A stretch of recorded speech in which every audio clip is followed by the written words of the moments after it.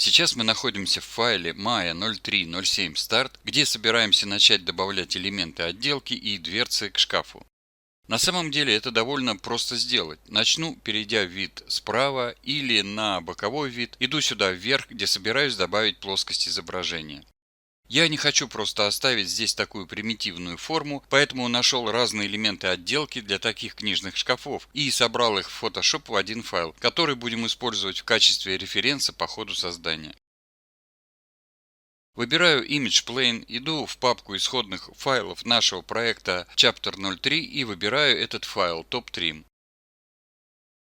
Выбираю Image Plane.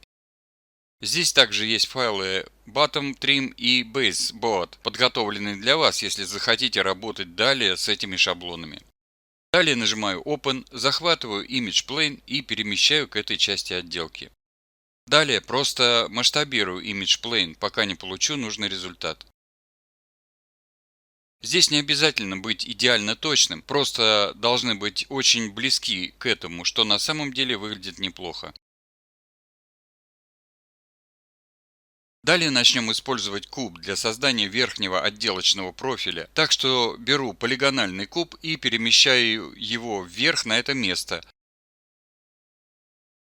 Нажимаю F для зумирования, а затем равномерно масштабирую куб до тех пор, пока не получим размер профиля, показанного в Image Plane.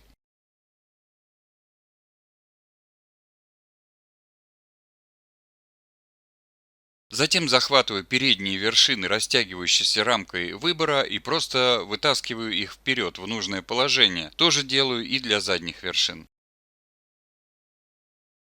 Далее включаю режим Wireframe, нажав клавишу 4, и теперь нужно начать добавлять здесь петли ребер, чтобы построить этот профиль из бокового вида. Перейдем к Modeling Toolkit Multicad Tool, далее удерживаю Ctrl и начинаю добавлять петли ребер. Добавляю одну петлю в переднюю часть детали, еще одну для такой же округлой формы здесь, так что собираемся использовать инструмент Bevel через минуту, чтобы создать такую закругленную форму.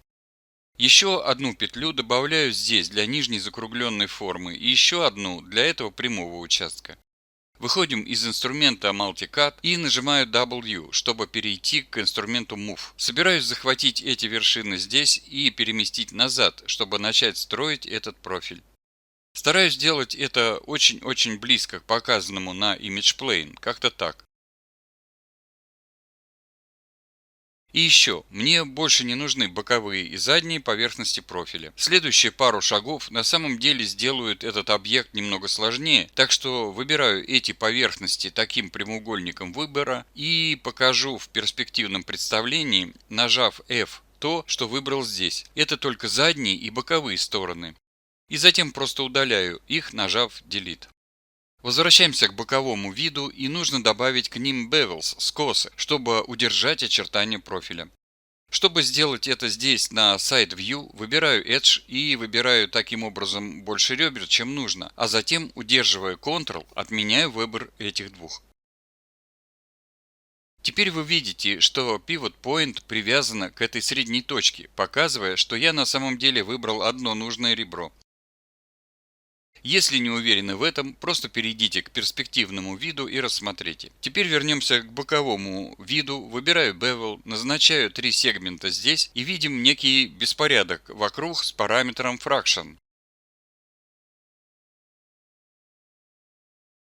Так, здесь есть эта неподходящая к форме линия, поэтому кликаю правой кнопкой мышки, выбираю вершины, а потом просто захватываю эти конкретные вершины и помещаю их ближе к очертаниям профиля.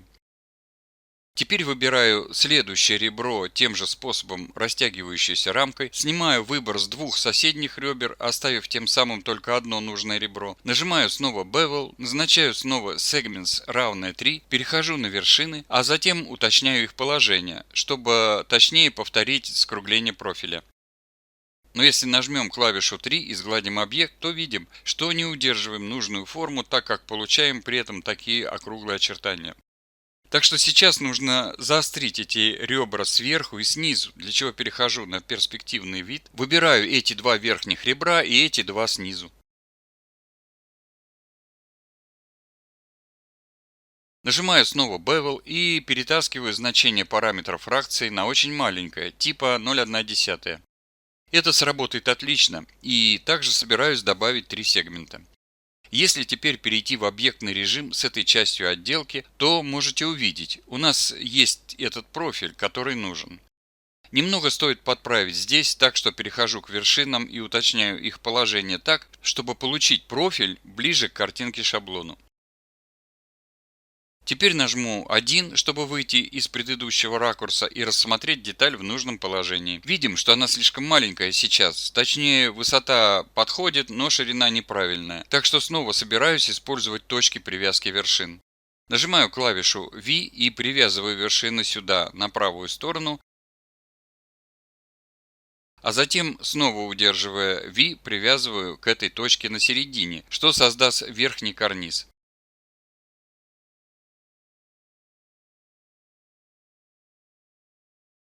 Теперь повторяю тот же самый процесс для создания нижнего отделочного элемента здесь, который пройдет прямо под полками, и создадим плинтус.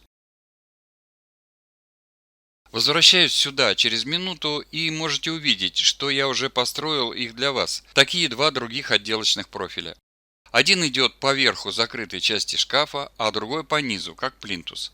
Так что теперь, когда построены эти отделочные профили, не хватает только двух дверей для шкафа. На самом деле я не собираюсь создавать пустотные объемы в корпусе шкафа, так как мы никогда не будем открывать эти двери и заглядывать внутрь. Однако, если вы запланировали это в своем проекте, то захотите экструдировать эти две поверхности в передней части шкафа и создать двери, но в нашем случае это будут просто красивые картинки.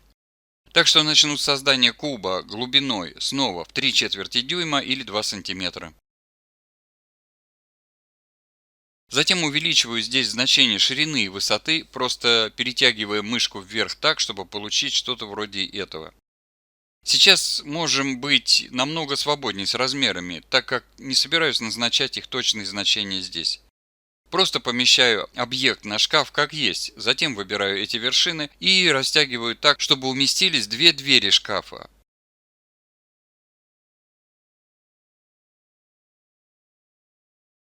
Примерно так.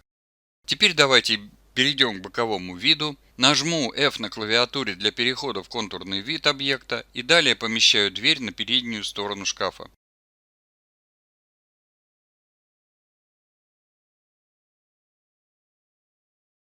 Затем нажимаю Shift-D с выбранным объектом двери и могу теперь поместить дубликат двери на глаз симметрично первой двери примерно в то же место. И сейчас все, что нужно сделать, просто добавить дополнительные детали к этому шкафу. Например, можно добавить что-то более интересное на двери шкафа и накладные детали, и убедиться, что все их края скошены или готовы быть скошенными. Это даст возможность использовать методику сглаживания в моделировании и получить красивые закругленные углы, что представляет собой важную деталь, когда речь идет о hard surface моделировании.